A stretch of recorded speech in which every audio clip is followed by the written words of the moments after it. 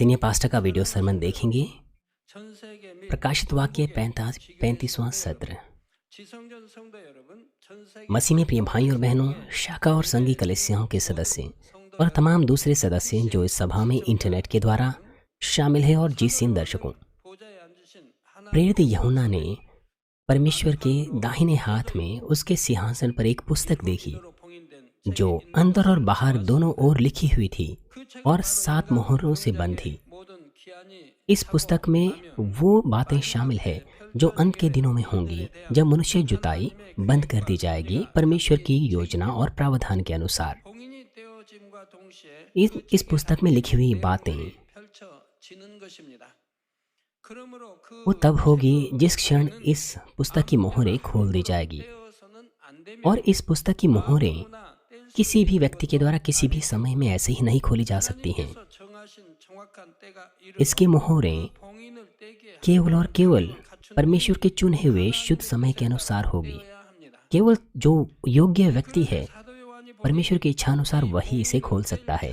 प्रेरित यूहन्ना ने जब उस व्यक्ति को देखा, जो उस व्यक्ति को ढूंढा जो उस पुस्तक की मोहर को खोलने के योग्य था, तो उसे ना तो स्वर्ग में, ना धरती पर, ना धरती के नीचे कोई मिला। जब कोई व्यक्ति इस मोहर को खोलेगा तो मनुष्य जुताई के 6000 वर्षों का इतिहास समाप्त हो जाएगा और परमेश्वर की योजना और प्रावधान संपूर्ण हो जाएंगे, पूरे हो जाएंगे। 7 साल का विवाह भोज, 1000 वर्ष का राज्य और स्वर्ग में अनंत जीवन, ये सब बातें परमेश्वर की बचाई हुई संतान को, जिसकी वो लालसा रखते थे, उन्हें दी जाएगी। ये सारी चीजें तब होगी जब मोहरें तोड़ दी जाएगी। हालांकि जो समय है वो लगभग करीब है। प्रेरित यूहन्ना फिर भी उस व्यक्ति को नहीं ढूंढ पा रहा था जो उस पुस्तक की मोहरों को खोलने के योग्य था। और इस बात पर यूहन्ना निरुत्साह हुआ और उसे बहुत दुख हुआ और वह ऊंची आवाज में रोने लगा। और फिर 24 प्राचीनों में से एक यूहन्ना के पास आता है और उसे एक सुसमाचार देता है। 5 आयत में लिखा है, तब उन प्राचीनों में से एक ने मुझसे कहा, मत रो, देख यहूदा के गोत्र का वह सिंह जो दाऊद का मूल है, उसको खोलने और उसकी 7 मोहर तोड़ने के लिए जयवंत हुआ है। लिखा है, यहूदा के गोत्र का वह सिंह जो दाऊद का मूल है। यह यीशु को दर्शाता है जो दाऊद के मूल से पैदा हुआ और यहूदा के गोत्र से। प्रेरितों के काम 13 अध्याय 22 और 23 पद में लिखा है, फिर उसे अलग करके दाऊद को उनका राजा बनाया, जिसके विषय में उसने गवाही दी कि मुझे एक मनुष्य यिशै के पुत्र दाऊद मेरे मन के अनुसार मिल गया है, वही मेरी सारी इच्छा पूरी करेगा। इसी के वंश में से परमेश्वर ने अपनी प्रतिज्ञा के अनुसार इज़राइल के पास एक उद्धारकर्ता अर्थात यीशु को भेजा।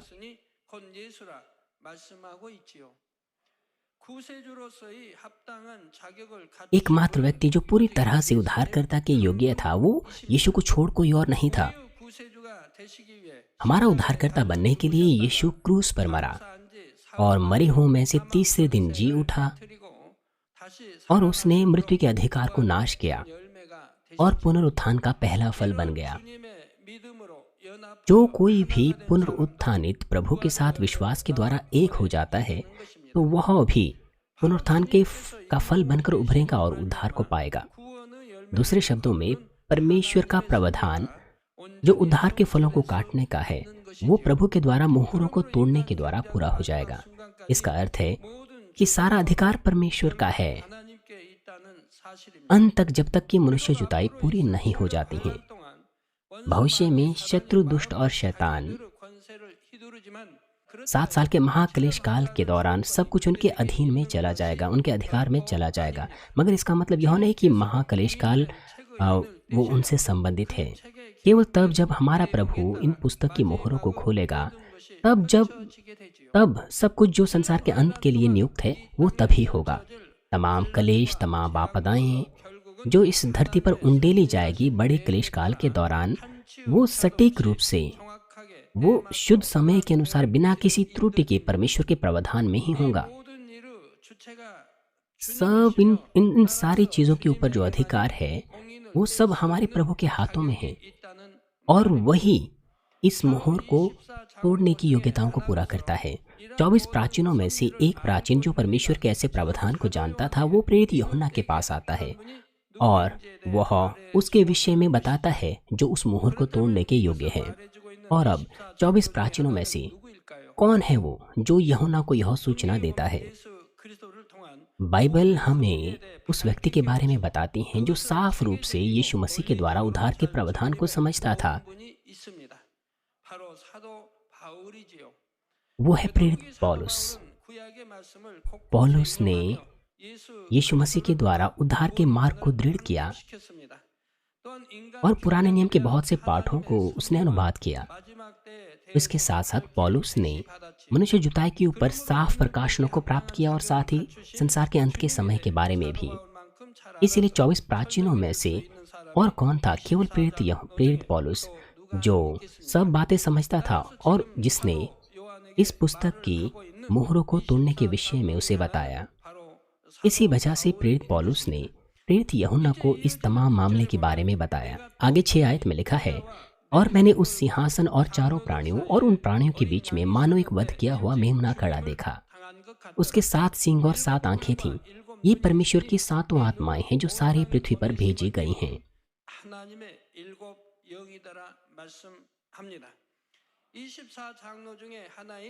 प्रेरित यूहन्ना जो 24 प्राचीनों में से एक था, जब उसने इसे यूहन्ना को बताया कि यीशु मसीह उन मोहरों को तोड़ने के योग्य था, तब यूहन्ना ने एक मेमना देखा जो मानो वध किया हुआ हो। यहाँ पर मेमना यीशु को दर्शाता है। मेमने को बहुत नम्र जानवर माना जाता है और बड़ा आज्ञाकारी जानवर माना जाता है, जो मनुष्य को कोई हानि नहीं पहुंचाता। उनके अंदर कोई बुराई नहीं होती जिससे कि वो लड़ें या झगड़ा करें या एक दूसरे को मारें। इसके साथ साथ जो मेमना है वो लोगों को अपनी ऊन देते हैं, मीट देते हैं, सब कुछ देते हैं। इसी के अनुसार यीशु ने भी अपना सब कुछ हमारे लिए बलिदान किया और हमारे लिए लाभ ही दिया, जैसे कि एक मेमना देता है। क्या वजह है कि यीशु को मेमना कहा गया है? वो इसीलिए क्योंकि वो दोष रहित है, शुद्ध है, जिसमें कोई दाग और धब्बा नहीं है, बिल्कुल जैसे एक सिद्ध मेमना होता है। इज़राइली लोग जब मिस्र से निकलने वाले थे तो पहलौठे की मृत्यु की जब 10वीं आपदा मिस्रियों के ऊपर आई, तो परमेश्वर ने उन्हें बताया था कि कैसे उस आपदा से उन्हें बचना होगा। उसने उन्हें निर्देश दिए कि वो एक मेमना लेकर मार डालें। वो मेमना 1 साल का होना चाहिए जो दोष रहित हो, और उसका लोहू अपने अपने द्वारपालों पर लगाएं। 1 साल का मेमना जो दोष रहित हो, दाग रहित हो, और साथ ही जिसका अभी तक संभोग ना हुआ हो। हमारा प्रभु यीशु शुद्ध था, दोष रहित था, उस मेमने के समान, और उसने अपना तमाम लहू और पानी क्रूस पर बहा दिया और हमारे लिए हमारी ओर से मर गया। वो जवानी की उम्र में 33 की उम्र में मरा। इसलिए प्रेरित यूहन्ना ने कहा कि वो वध किया हुआ मेमना है। सिंहासन के बीच में 4 जीवित प्राणी और जो प्राचीन हैं वो वहां पर खड़े हैं दीवटों के साथ। इसका मतलब है कि यीशु हमारे लिए प्रायश्चित का बलिदान बन गया और परमेश्वर और हमारे बीच में एक मध्यस्थ बन गया। और इसके विषय में 1 यूहन्ना 2:2 में लिखा है, वही हमारे पापों का प्रायश्चित है, और केवल हमारे ही नहीं वरन सारे जगत के पापों का भी। प्रेरित यूहन्ना ने जब मेमना देखा तो उसने देखा कि उसके 7 सींग और 7 आंखें हैं। कुछ प्रचारक नए विश्वासियों को मेमना कहते हैं, लेकिन जिस मेमने को बाइबल कहती है वो हमारा प्रभु है। पुराने और नए नियम में मेमने में काफी फर्क है, और वो सब हमारे प्रभु को, केवल प्रभु को दर्शाते हैं। विश्वासियों को एकत्रित रूप में भेड़े कहा गया है। जब यीशु ने पतरस को कहा कि मेरी भेड़ों की रखवाली कर, तो वो कह रहा था कि वो प्रभु के विश्वासियों की रखवाली करें। 7 और लिखा है, ये परमेश्वर की 7 आत्माएं हैं जो सारी पृथ्वी पर भेजी गई हैं। मैंने आपको पहले से बता दिया है कि हमारा परमेश्वर इस धरती की सब बातों को देखता और जांचता है। परमेश्वर की 7 आत्माओं के द्वारा परमेश्वर हृदय, विचार और कार्य इस धरती पर हर एक व्यक्ति के जांचता है और निर्धारित करता है कि क्या वो उसे आशीष देगा या नहीं। और यह 7 आत्माओं के परिमाण के नतीजे के ऊपर निर्भर करता है। क्या वजह है कि 7 आत्माएँ 7 आँखों के साथ दर्शाई गई है? वो इसीलिए क्योंकि 7 आत्माएँ जाँचने, मापने, सबको जाँचना और मापने का कार्य करती हैं। 7 अंक का अर्थ होता है सिद्ध, और 7 आत्माओं की 7 आँखें, वो सब बातों को पूर्ण रूप से देखती है, किसी को नहीं छोड़ती है और सब बातों को बिना त्रुटि के मापती हैं। 측정하신다는 의미를 상징적으로 표현해 주고 있는 것이지요.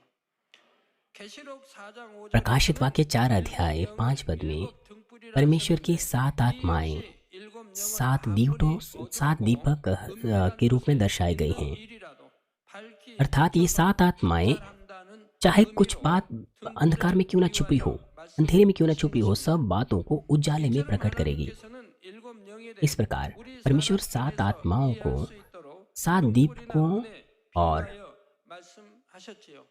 그렇다면 일곱 뿔은 무엇을 और 의미하는 7 सींग के 것일까요? साथ दर्शाती हैं, 뿔에는 7 여러 आंखों के 가지 द्वारा दर्शाते 의미가 हैं, 있습니다. ताकि हम साफ रूप से इसे समझ सकें। और आगे है सींग। सींग का अर्थ क्या है? बाइबल में सींग के अलग अलग अर्थ है। भजन संहिता 18:2 में लिखा है, यहोवा मेरी चट्टान, मेरा गढ़, मेरा छुड़ाने वाला है, मेरा ईश्वर, मेरी चट्टान, जिसका मैं शरणागत हूँ। वह मेरी ढाल, मेरी मुक्ति का सींग और मेरा ऊंचा गढ़ है। 뿔이시여 나의 산성이시로다 말씀하고 있지요. 여기서 뿔은 यहाँ पर सींग का अर्थ है सामर्थ्य, अधिकार और ताकत और मदद। 누가복음 1장 69절에 लूका 1 अध्याय 69 पद में लिखा है, और उसने और अपने सेवक दाऊद के घराने से हमारे लिए एक उद्धार का सींग निकाला। यहाँ पर सींग ना केवल सामर्थ्य और ताकत को दर्शाता है, बल्कि एक शासक और एक राजा को दर्शाता है। भजन संहिता 75 अध्याय 5 पद में लिखा है, अपना सींग बहुत ऊंचा मत करो, ना सिर उठाकर डिठाई की बात बोलो। यहाँ पर सींग आत्म घमंड को, स्वयं की धार्मिकता और विचारों की रूपरेखाओं को दर्शाता है। यदि आप अपने अहंकार, अपने घमंड, स्वयं की धार्मिकता और रूपरेखाओं को पकड़े रखें, तो आप आत्मा में नहीं आ सकते। केवल तब जब आप उन्हें नाश कर लें, तो आप आत्मा में आ सकते हैं और अपने आत्म को पहचान सकते हैं। जब आप परमेश्वर के वचनों को सुनते हैं, तो आप अपने बारे में सोचें कि यह मेरे लिए है, और अपने आप को जांचें और निकालने वाली बातों को निकाल दें। लेकिन जिनके अंदर बहुत कड़ी स्वयं की धार्मिकता और विचारों की रूपरेखाएं होती हैं, वो अक्सर परमेश्वर के लिए प्रेम का अंगीकार तो करते हैं और कहते हैं कि वो वचनानुसार जीते हैं, लेकिन कभी कभार वो अपने आप को जांच नहीं पाते हैं। और जब वो संदेश सुनते हैं तो वो कहते हैं कि हाँ, ये संदेश मेरे लिए नहीं है, ये तो किसी और एल्डर के लिए है। वो अक्सर इस तरह से गलती कर बैठते हैं। लेकिन जब आप स्वयं की धार्मिकता और रूपरेखाओं को नाश करते हैं, तो आप अपने आप को देखने लग जाते हैं। आप एहसास करने लग जाते हैं कि आप कितना नज़रअंदाज करने वाले और बुरे व्यक्ति थे, और आपने परमेश्वर के वचनानुसार, मेरा मतलब है वचनानुसार ना जीकर कितना अनुचित जीवन जिया है। और यहाँ पर सींग के तीनों अर्थों में, यहाँ जो 7 सींग है वो मेमने की जो 7 सींग है वो राजा और शासक को दर्शाते हैं। हमारा प्रभु जो मेमना है, उसके 7 सींग, वो हमारा सिद्ध राजा और शासक है। वो सब घटनाओं को, सब बातों को जो मनुष्य जुताई की, उन्हें चलाता और संभालता है। इस प्रकार मेमने के यहाँ 7 सींग, इसका अर्थ है कि हमारा प्रभु यीशु इस धरती की सब बातों को देखता है और सटीक रूप से सब बातों का न्याय करेगा। इस धरती पर जितनी भी सृष्टि है, सब बातों का एक शासक होने के नाते 7 आत्माएं सब बातें देखती है और सब बातें चलाती हैं। इसलिए 7 सींग 7 आत्माओं को दर्शाते हैं जो सब बातें देखती और चलाती हैं। इस तथ्य के साथ कि 7 सींग 7 आत्माओं को दर्शाते हैं, हम इस बात को देख सकते हैं कि 7 आत्माएं एक और अन्य भूमिका भी अदा करते हैं। वो है अनुशासन करना और हर व्यक्ति के हृदय का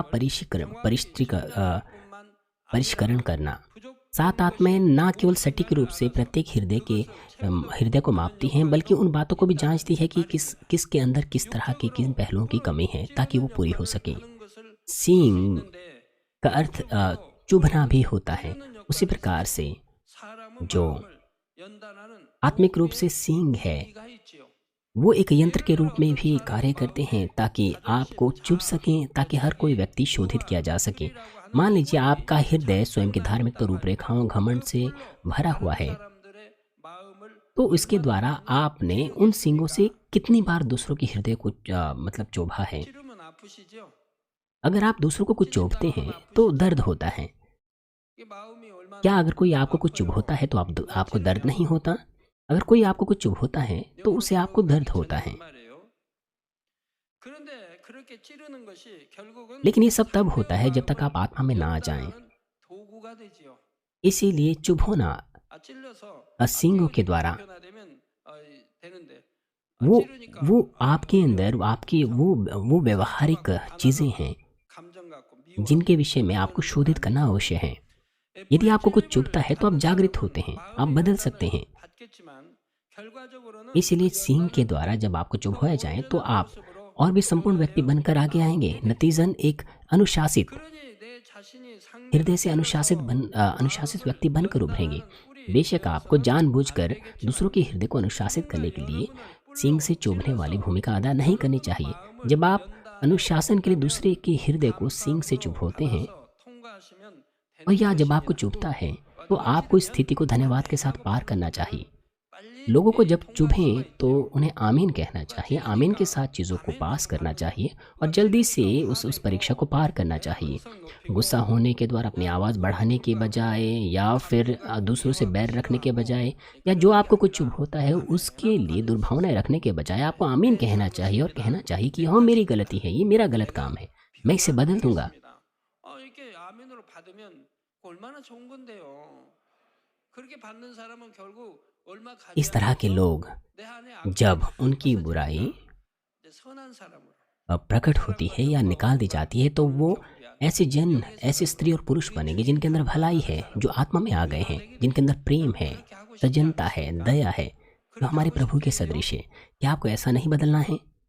आप भी ऐसी ही आशा रख रहे होंगे कि आप भी ऐसे ही बदलना चाहते हैं। यदि आप कुछ चुभोया जाए और आप उस शोधन को अच्छे से पास करें और तेजी से बदल जाएं, तो फिर चुभने का वह स्रोत आपके लिए आनंद का कारण बनेगा, नया बनने का कारण बनेगा। क्यों आप अपने आप को पीड़ा देते हैं? क्यों आपको क्लेश होता है? दुर्भावनाएं आप रखते हैं? क्यों आप न्याय निंदा करते हैं, दुर्भावनाएं रखते हैं?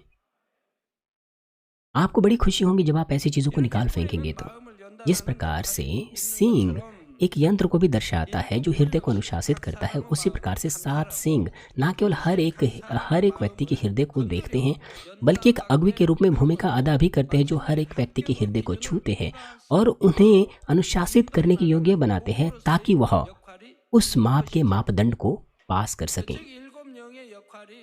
दूसरे शब्दों में 7 आत्माएं सामान्य रूप से केवल सब बातों को सामान्य रूप से ही देखती और मापती नहीं हैं, बल्कि एक महत्वपूर्ण भूमिका अदा करती हैं ताकि हम उस मापदंड को छू सके जिससे हम परमेश्वर से उत्तर प्राप्त कर सकें।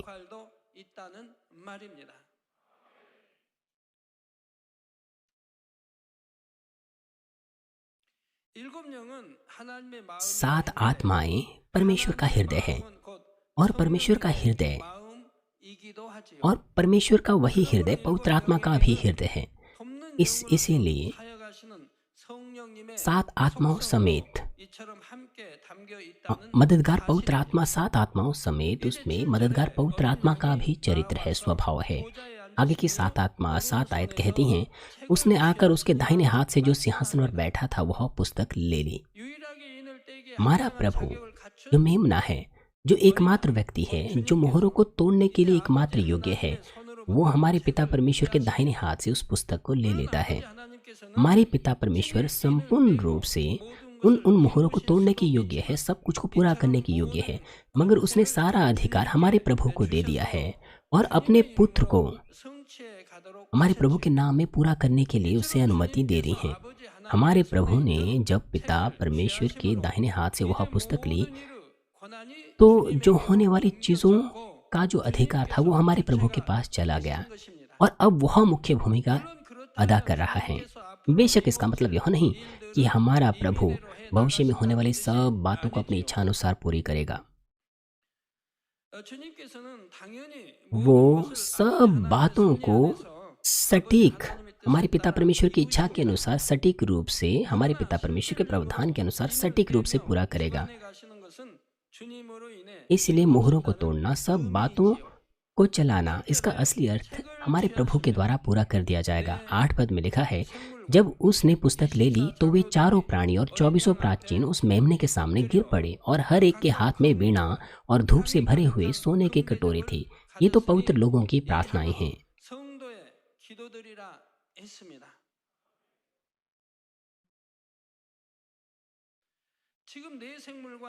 यह वक्तव्य 4 जीवित प्राणी और 24 प्राचीन मेमने के सामने गिर पड़े। ये उस सामर्थ्य की महानता और हमारे प्रभु के तेजस्वी के तेज को दर्शाता है, क्योंकि वो राजाओं का राजा है और प्रभुओं का प्रभु है और उसे सब बातों को चलाने और सब बातों को पूरा करने का अधिकार दिया गया है। इसलिए यहाँ तक कि 4 जीवित प्राणी और 24 प्राचीन भी उसकी आराधना के लिए उसके सामने गिर पड़े हैं।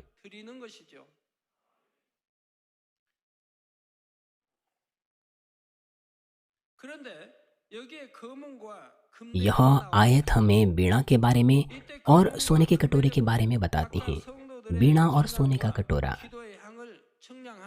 वो प्रत्येक की प्रार्थनाएं, उनकी स्तुतियों की सुगंध को मापने की भूमिका अदा करते हैं।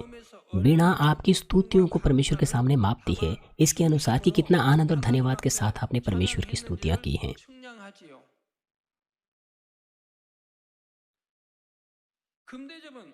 और सोने का कटोरा आपकी प्रार्थनाओं की सुगंध को मापता है। सोने का कटोरा धूप से भरा होता है, जो कि पवित्र लोगों की प्रार्थनाएं हैं। भाई और बहनों, वो सारी प्रार्थनाएं, वो सारी स्तुतियां जो आप परमेश्वर को अर्पण करते हैं, वो सुगंध में बदल जाती हैं और परमेश्वर तक पहुंचाई जाती हैं। स्वर्ग में हर व्यक्ति के लिए एक स्वर्गदूत नियुक्त है और हर स्वर्गदूत प्रत्येक व्यक्ति के द्वारा परमेश्वर के सामने की गई स्तुति और प्रार्थनाओं को प्राप्त करता है और परमेश्वर के सामने उन्हें ले जाता है। बेशक प्रत्येक स्वर्गदूत सीधे रूप से परमेश्वर के पास नहीं जा सकते हैं, बल्कि जो प्रधान स्वर्गदूत है उन स्वर्गदूतों से सुगंध को या उस धूप को एकत्र करते हैं और परमेश्वर के सामने ले जाते हैं। और जब यह धूप परमेश्वर के द्वारा नियुक्त माप को पूरा करते हैं तो उसी के अनुसार फिर आशीषें और उत्तर दिए जाते हैं।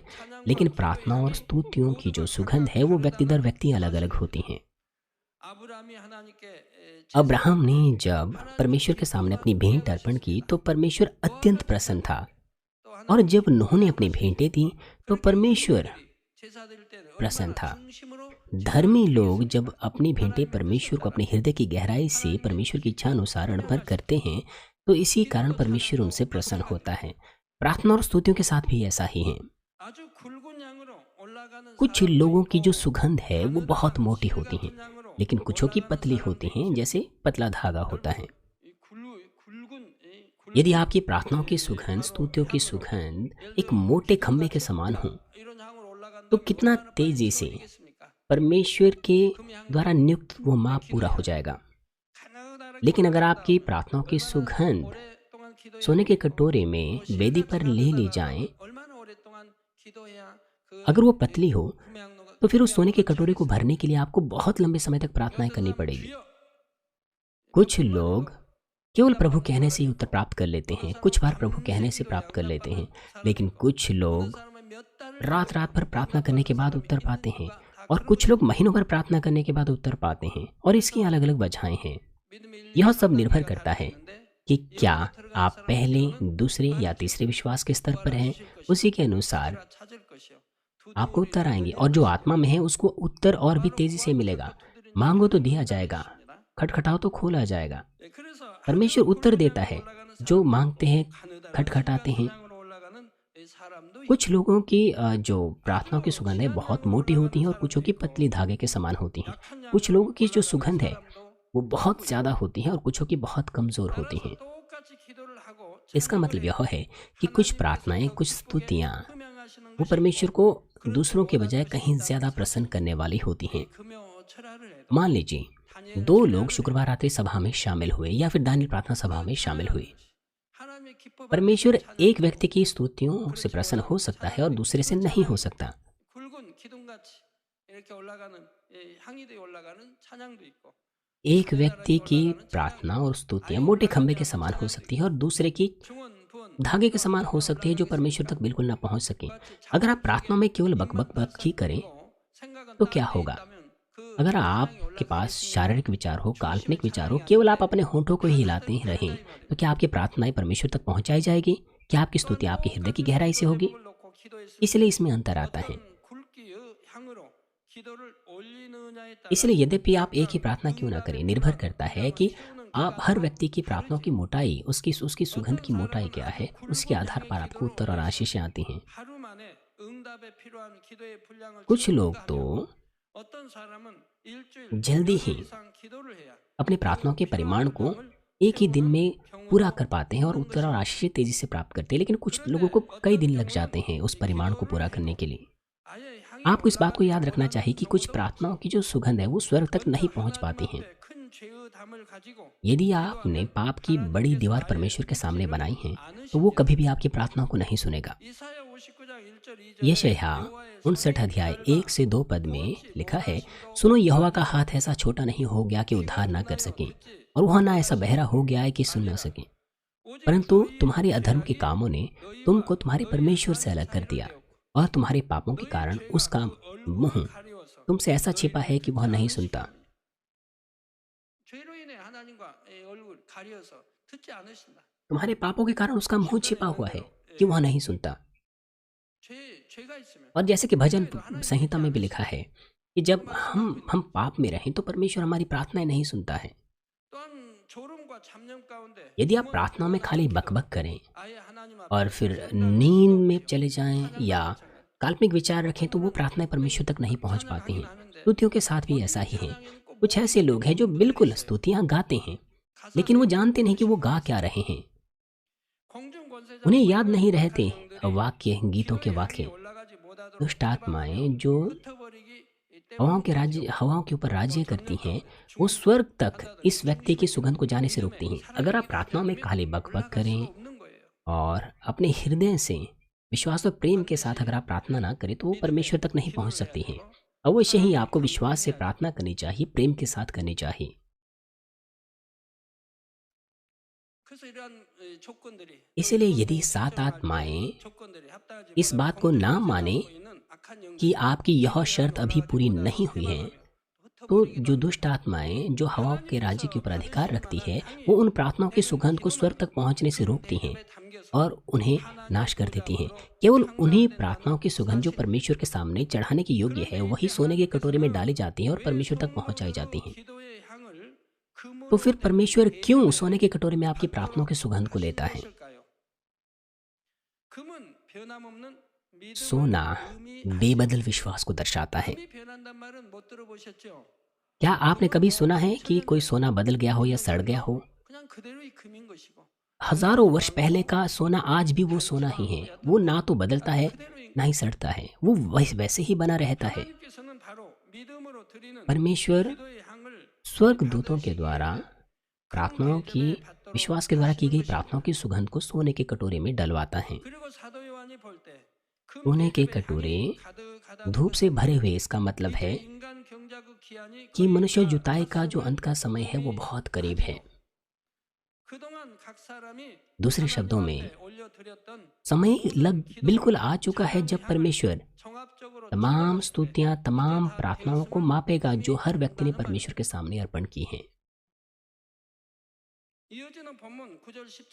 आगे की 9 और 10 आयत में 4 जीवित प्राणी और जो 24 प्राचीन हैं वो प्रभु के सामने एक नया गीत गाते हैं। इसके विषय में मैं आपको अगली बार बताऊंगा। मसीह में प्रिय भाइयों और बहनों, आज के संदेश के द्वारा आपने सीखा कि आपकी हर एक प्रार्थना, हर एक स्तुति वो सुगंध में बदल जाती है, धूप में बदल जाती हैं और वह सुगंध परमेश्वर के सिंहासन तक पहुंचाई जाती हैं। यदि आप किसी बात के लिए प्रार्थना करें तो क्या जल्दी ही वो सोने का कटोरा आपकी सुगंध से भरना नहीं चाहिए? इसलिए जब आप प्रार्थना करें तो फिर आप अपने हृदय की गहराई से करें। आप सोएं ना, चाहे वो दानियल प्रार्थना सभा हो या संपूर्ण रात्रि सभा हो। आप जल्दी से उस सोने के कटोरे को भरें जो जल्दी से बेदी तक पहुंचे और जल्दी से आपको उत्तर मिल सके। और आपने यह भी सुना है कि कुछ स्तुतियाँ और प्रार्थनाएँ कभी भी स्वर्ग तक नहीं पहुँच सकती है, चाहे आप कितनी ही प्रार्थना करें और 어떻게 स्तुतियाँ गाएँ। 올라가지 않는다고요? और वो कब होता है? 믿음이 없는 जब हमारी 기도, स्तुति, हमारी 찬양. प्रार्थनाएँ हमारी 또 स्तुति और हमारी 사랑이 प्रार्थनाएँ 없는 कब स्वर्ग तक नहीं पहुँच 영적인 पाती हैं? 사랑이 없는 기도, 찬양. वो प्रार्थनाएँ, वो स्तुतियाँ जो 하나님 विश्वास के 앞으로 बगैर, 올라가지 आत्मिक प्रेम के 않습니다. बगैर हो, स्वर्ग तक नहीं पहुँच सकती हैं। 기도라든가 기도를 परमेश्वर के 하나님 पास 기도라든가 कोई कारण नहीं है ऐसी 찬양을 प्रार्थनाओं को, 하다가 ऐसी 그 하나님 स्तुतियों को 받으시는 सुनने 거 का जो 없습니까? बकबक वाली स्तुतियाँ हो या फिर खाली बकबक वाली प्रार्थनाएँ हों, जो आपने काल्पनिक विचारों के साथ की हो। 예를 들어서 मान 우리 लीजिए 우더어른과 대화한다고 मान 해봐요. लीजिए आप 아니면 आपसे 부부 किसी 사이에서 वरिष्ठ के साथ 부부 사이도 बातचीत कर 좋아요. रहे हैं या किसी दोस्त के 대화하는데 साथ या अपने 제가 साथी 예를 के 들어 साथ। 부부 사이를 들죠. मान लीजिए एक शादीशुदा 남편이 जोड़े का हम 아내 उदाहरण 얘기하고 लेते 하는데 हैं। 아내가 एक पति अपनी पत्नी को कुछ बात कह रहा है 보니까 눈동자가 और 딴데 वो भी 가리는 거예요. सिर सिर हिलाती हैं 남편을 उसकी बात 주시하는 पर, 게 아니고. लेकिन वो कुछ और देख रही है, वो उसकी बात 아내가 पर ध्यान नहीं दे 딴 रही हैं। 생각을 남편은 वो किसी और ही बात के 재밌게 बारे में 이야기를 सोच रही 하든 हैं। 뭘 하든 강의를 하든 하여튼 पति 하는데 उसे कोई कहानी बता रहा है या कुछ सिखा रही है या कुछ सिखा रहा है, लेकिन पत्नी नहीं सुन रही है। 남편이 चाहे वो 참 पूरे समय अपना सिर 웃겨. क्यों ना हिलाती रहे, 아내가 나를 तो 무시하고 पति को इससे खुश नहीं होगा, पति को इससे खुशी 나를 नहीं 참 होंगी। 여하튼 उसे ऐसा लगेगा कि 무시하는 पत्नी उसे नज़रअंदाज कर रही हैं, 정치하다가 चाहे वो उसे कोई ज़रूरी बात ही बताने की कोशिश क्यों ना कर 딴 रहा हो। 생각만 하고 वो उस पर ध्यान नहीं दे रही, केवल दिखावा कर रही है कि वो उसे सुन रही हैं। ऐसा कभी नहीं होना चाहिए। 더구나 남편이 좀 이야기를 했는데 밖에 यहाँ 나가서 पर भी यही 집에 लागू 있는 होता है। 얘기들이 하여튼 मान 내 사이에 लीजिए 좀 이야기를 पति 하는데 पत्नी को 아내가 कोई ऐसा 우리 वाक़या 남편은 बता रहा है जो उसके साथ हुआ था, 남편을 लेकिन जो 무시하는 पत्नी है वो मान लो वो सो रही है, तो 더군다나 우아래라면 더욱 ये क्या है? 그렇습니까? वो अपने पति को नज़रअंदाज कर रही हैं। मान लीजिए आपसे जो ऊंचे पद पर है, आप उसको अगर कुछ कह रहे हो तो क्या होगा?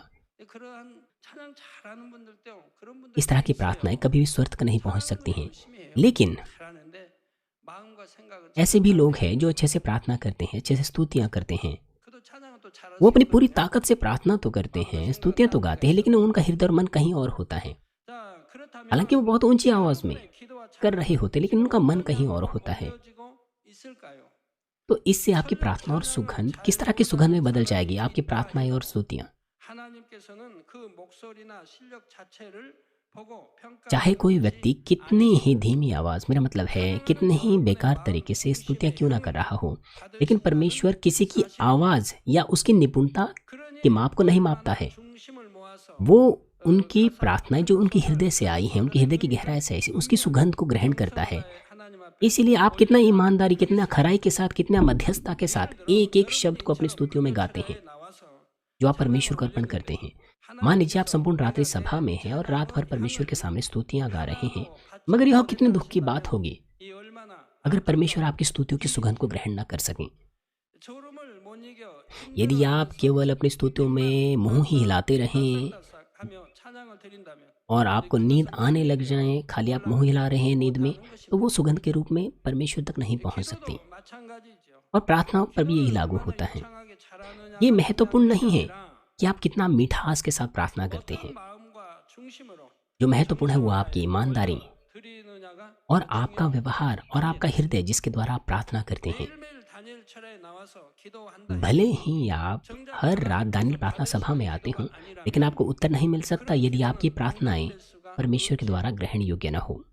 그러니 나는 아무리 기도해도 응답이 없네. तो फिर आप 결국 परमेश्वर से प्रार्थना करना भी छोड़ देंगे, ये सोचते हुए कि मैं कितनी ही प्रार्थना क्यों ना कर लूँ, वो तो मुझे उत्तर नहीं देता। 여러분 편에서 इसका मतलब यह नहीं कि परमेश्वर ने प्रार्थनाओं के उत्तर देना रोक दिया हो, बल्कि आपको यह एहसास करना होगा कि आपकी प्रार्थनाएं परमेश्वर के सामने ग्रहण योग्य नहीं है और आपको अपने आप को जांचना चाहिए। 하는 것입니다. 이러한 사실들을 잘 명심해서 मैं आप में से हर एक से आग्रह करता हूँ कि इस बात को आप अपने मन में रखें 기도가 정녕 하나님의 और प्रार्थना करें कि हर क्षण की स्तुति और आपकी प्रार्थनाएं परमेश्वर के सिंहासन तक पहुंच सकें और एक मोटी और दृढ़ सुगंध के रूप में बनकर परमेश्वर के सिंहासन को हिला सकें। 바랍니다. 예, 정령이 마음에 학도 없고 आपकी प्रार्थनाओं की सुगंध जिसमें कोई बुराई ना हो, केवल प्रेम और सजनता हो आपके हृदय में, अगर ऐसी प्रार्थनाएं एक मोटे खंभे के रूप में परमेश्वर के स्वर्ग तक पहुंचाई जा सकें, तो आप कितना तेजी से परमेश्वर से उत्तर पा लेंगे। यदि आपकी प्रार्थनाएं, आपकी स्तुतियां परमेश्वर के सिंहासन तक पहुंच सकती है एक सुंदर और एक दृढ़ सुगंध के रूप में जिसे परमेश्वर का हृदय प्रभावित हो सके, तो हमारा परमेश्वर अपने सिंहासन से उठेगा और देखेगा कि कैसे, किसने इस तरह की सुगंध अर्पण की है, इस तरह की सुंदर सुगंध। 눈동자로 지키시고 उसकी आंखें जो धधकती आग के समान है। 사랑하고 परमेश्वर जांचता रहता है, देखता रहता है ऐसे लोगों को जो प्रेम करते हैं, उसे प्रसन्न करते हैं। परमेश्वर अपनी हर संतान को जांचता है। 우리 주님이 जब 어떻게 डीकन स्तेफनुस को पथराव करके मार डाला जा रहा था, तब हमारे प्रभु ने क्या किया? 우리 주님이 बाइबल क्या कहती है? 하나님 हमारे 보좌 प्रभु ने उस 앞에 वक्त क्या 앉아 कहा? 계셨다고 क्या वो 기록되어 परमेश्वर 있나요? के दाहिने हाथ सिंहासन पर बैठा हुआ था? नहीं, बाइबल में ऐसा नहीं लिखा है। 영안이 열려서 보니 하늘 문이 열리고 अपनी खुली हुई आत्मिक आंखों से स्तेफनुस ने खुले हुए स्वर को देखा और हमारे प्रभु को परमेश्वर के परमेश्वर के दाहिने हाथ खड़े हुए देखा। हमारा प्रभु क्यों खड़ा था? क्या उसे बैठे रहना नहीं चाहिए था? क्यों हमारा प्रभु अपने सिंहासन से उठकर अपने पैरों पर खड़ा हुआ? 그런 세대반 그 아들이 स्तेफनुस, जिसे हमारा प्रभु सचमुच प्रेम रखता था, जिसको उसने अपनी सामर्थ्य दी थी, वो पथराव करके बिना किसी गलती के मारा डाला जा रहा था। 돌로 쳐 죽이려고 한다 이 말입니다. वो लोग 직전이라 이 말입니다. वो वो नजरअंदाज करने वाले लोग स्तिफनुस पर दोष लगा रहे थे, निंदा का दोष लगा रहे थे और पथराव करके मार डाल रहे थे। 참남하다. और 그런 걸 봤다고 ये कहकर कि प्रभु परमेश्वर के सिंहासन के दाहिने हाथ खड़ा है, ये बात सुनकर वो लोग और भी अधिक क्रोध से भर गए और पथराव करके उसे मार डालने लगे, ये दोष लगाते हुए कि उसने निंदा की है। 믿음. 그러니 성결되니 स्तिफनुस हर प्रकार की बुराई से पवित्र हो चुका था। 큰 उसके अंदर प्रेम थी, उसके अंदर सज्जनता थी, उसके पास ऐसा विश्वास था जिसके द्वारा वो शहीद हो सकता था। 그러니 당연히 वो इतना 영안이 पवित्र हो चुका था, इसलिए परमेश्वर ने उसे अपनी सामर्थ्य दी थी, अपना अधिकार दिया था। इसीलिए उसकी आत्मिक आंखें जब खुली तो वो स्वर्ग को देख रहा था और हमारा प्रभु परमेश्वर के दाहिने हाथ खड़ा था। 급한데 지금 세대반에서 돌에 맞아 हमारा प्रभु 보좌에 가만 उस समय कैसे अपने सिंहासन पर बैठा रह सकता था जब स्तिफनुस को पथराव करके मारा डाला जा रहा था? क्या आपको लगता है कि हमारा प्रभु बस बैठा रहता? बेशक वो बहुत करीबी से देखकर वो खड़ा होकर वो करता। 이루는데 힘이 된 만큼 इसीलिए जब आपकी प्रार्थनाओं की सुगंध एकत्र होती हैं 마지막 심판 날에 और परमेश्वर के राज्य को वो पूरा करने के लिए प्रयोग में आती हैं, तो आपकी कोई भी प्रार्थना निष्फल नहीं होंगी, बल्कि हर एक प्रार्थना अंतिम दिन प्रतिफल के रूप में आपको लौटाई जाएगी। और दूसरी तरफ चाहे आप कितना ही प्रार्थना क्यों ना करें, कितनी ही स्तुति क्यों ना करें, 수가 없지. अगर वो परमेश्वर को ग्रहण योग्य ना हो तो उसका कोई प्रतिफल आपको नहीं मिलेगा। इसीलिए मैं आप में से हर एक से आग्रह करता हूँ 온전한 향으로 कि आप हर क्षण की प्रार्थना और स्तुतियों को सिद्ध सुगंध के रूप में अर्पण करें। 시편의 기자도 भजन संहिता में 1절에 भजनकार 102:1 में कहता है, यहोवा मेरी प्रार्थना सुन, मेरी दुहाई तुझ तक पहुँचे। 하소서 고백했지요. 이처럼 여러분의 기도와 찬양 हमारा परमेश्वर आपकी प्रार्थना को सुने, आपकी स्तुतियों को सुने और आपकी सुगंध और प्रार्थनाओं की सुगंध और स्तुतियों की सुगंध हमारे प्रभु तक पहुंच सके। हमारे प्रभु यीशु मसीह के नाम से मैं प्रार्थना करता हूँ, आशीष देता हूँ। 말씀을 생각하시면서 आइए संदेश पर सोचते हुए सभी लोग साथ मिलकर प्रार्थना करेंगे। 감사합니다. 이 시간 당회장님을 통하여서 귀한 말씀 들을 수 있음에 감사합니다. 마지막 때 하나님의 계획과 섭리가 담긴 책에 인봉을 떼기 합당한 주님에 대하여 말씀을 듣게 하시고 또 주님에 대하여 밝히 정립한 사도 바울을 통하여서 또 은혜를 입게 하여 주신 것을 감사드립니다. 또 7명의 아버지 성령님의 속성도 가지고 있어서 우리를 도와주시며 응답받게 하심도 들었습니다.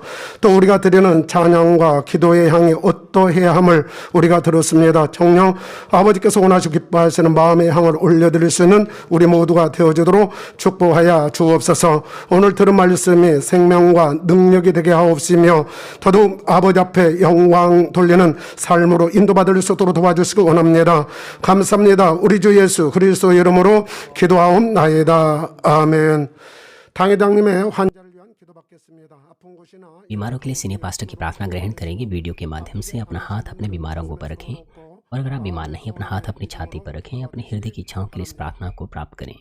할렐루야 전능하신 사랑의 아버지 하나님 हालेलुया सर्वशक्तिमान हमारे प्रेमी पिता परमेश्वर, कृपया अपना हाथ सभी विश्वासियों पर रखें जो इस वक्त इस प्रार्थना को ग्रहण कर रहे हैं। 원액과 화상을 समय और दूरी को मिटाते हुए अपना कार्य उन लोगों पर प्रकट करें जो इस वक्त इस प्रार्थना को जीसीन और इंटरनेट के द्वारा और सैटेलाइट टीवी के द्वारा शाखा और संघी कलिसियाओं में और परमेश्वर की संतान संसार भर में ग्रहण कर रहे हैं। 부정적인 생각 उन्हें हृदय से विश्वास करने के योग्य विश्वास दीजिए, नकारात्मक विचार और शक दूर कीजिए, तमाम क्लेश और आजमाइशें दूर कीजिए। सिर से लेकर पैर तक सभी अंदरूनी अंग, कोशिकाएं, ऊतक और तंत्रिकाएं और जो भी बीमार अंग है उन्हें पवित्र आत्मा की आग के द्वारा झुलसा दीजिए और मूल ज्योति के द्वारा। यीशु मसीह के नाम से मैं आज्ञा देता हूँ, शतदुष्ट और शैतान, सभी बीमारियां, रोगाणु, विषाणु और निर्बलताएं दूर हो, ज्योति आ जाए। कृपया उनके तमाम असाध्य और अंधकारी रोग पवित्र आत्मा की आग के द्वारा झुलसा दीजिए। सभी प्रकार की महामारियां, मलेरिया सहित दूर कीजिए। सभी संक्रामक रोग जैसे कि जुकाम और बुखार दूर हो, उन्हें सुरक्षा दीजिए सभी प्रकार के रोगाणुओं और विषाणुओं से। उनके सभी पेट, फेफड़े, जिगर, छाती, यूट्रन और आंतों के कैंसर से उन्हें चंगाई दीजिए। एड्स, ल्यूकेमिया, दिमागी रक्तघात, उच्च रक्तचाप, धीमा रक्तचाप, मधुमेह, हृदय के रोग, स्त्री रोग, थायराइड के रोग और तमाम सूजन और जलन दूर हो। पोलियो, लकवा, गठिया और हन्नी डिस्क से उन्हें चंगा कीजिए। पीठ दर्द, सिर दर्द और मानसिक दर्द और तमाम दूसरे दर्द गायब हो जाएं। मिर्गी, स्वलिनता, उदासी, तंत्रिका रोग और दूसरी मानसिक बीमारियां दूर हो। सभी प्रकार के लकवे खुल जाएं, उठें, चलें और कूदें। आंखें सामान्य देखने लगें, कान सामान्य सुनने लगें, अंधे देखने लगे, बहरे सुनने लगे और गूंगे बोलने लग जाएं। तमाम प्रकार के दुर्घटना के दुष्प्रभाव से उन्हें चंगा कीजिए। उनकी टूटी हड्डियां जोड़ दीजिए। उन्हें जलन से ठीक कीजिए। जलन और दहन संवेदना उनसे दूर हो। पिता, कोई दाग वहां न रह जाएं। सभी प्रकार की नशे की लत से, जहर पदार्थ और उनके इस्तेमाल से साफ हो जाओ। मृत कोशिकाओं, तंत्रिकाओं को फिर से जला दीजिए। मृतकों को जला दीजिए। उन्हें गर्भधारण की आशीष दीजिए। आप गर्भधारण की आशीष प्राप्त करने पाएं। यीशु मसीह के नाम से मैं आज्ञा देता हूँ, शत्रुदुष्ट और शैतान, हवाओं के सामर्थ्य के शासक, स्वर्गीय स्थानों की बुराई की सेनाएं और उनके दास दूर हो। बुरी, अशुद्ध, झूठी, धोखे की और अलग करने वाली आत्माएं और तमाम अंधकार के बल दूर हो। दुष्टता के तमाम बंधन खुल जाएं, अंधकार दूर हो, ज्योति आ जाएं। पिता परमेश्वर, उन्हें ताकत दीजिए कि वे प्रार्थनाओं में पुकारें। पापों को दूर करने की उन्हें सामर्थ्य दीजिए और वे पवित्र हो जाएं। जब उनका प्राण समृद्ध होता है, सब बातों में वे भले चंगे रहें और उनके परिवारों में भी सुसमाचार का प्रचार हो। सभी दुर्घटना और विपत्तियों से पूरे सप्ताह भर उन्हें सुरक्षा दीजिए और आशीष दीजिए कि एक समृद्ध जीवन बिना समस्या के वे जी सकें। पवित्र आत्मा की अग्नि में बाड़े में स्वर्गीय सेना, स्वर्गदूतों और अपनी धधकती आंखों से अपने सभी बच्चों को, उनके घर, कार्यशालाओं और व्यापारों को सुरक्षा दीजिए। विद्यार्थियों को बुद्धि और समझ दीजिए। जोश और जुनून, मेहनत से पढ़ाई करने के लिए उन्हें दीजिए। उनके हृदय और मन संसारिक चीज़ों से बचाएं और वो परमेश्वर को और भी अधिक जुनून से प्रेम करने पाएं। चाहे आपके बच्चे खाएं, पिएं या जो कुछ भी करें, इन सब में वो अपना जीवन पिता परमेश्वर आपको महिमा देते हुए जीने पाएं। वे जीवित परमेश्वर की गवाही ये कहकर देने पाएं कि मैं परमेश्वर से मिला हूँ, मैंने परमेश्वर का अनुभव किया है, उससे उत्तर और आशीषें प्राप्त किए हैं। पिता परमेश्वर, आपका धन्यवाद। सारी महिमा केवल आपको मिले। हमारे प्रभु यीशु मसीह के नाम से मैं प्रार्थना करता हूँ, आमीन।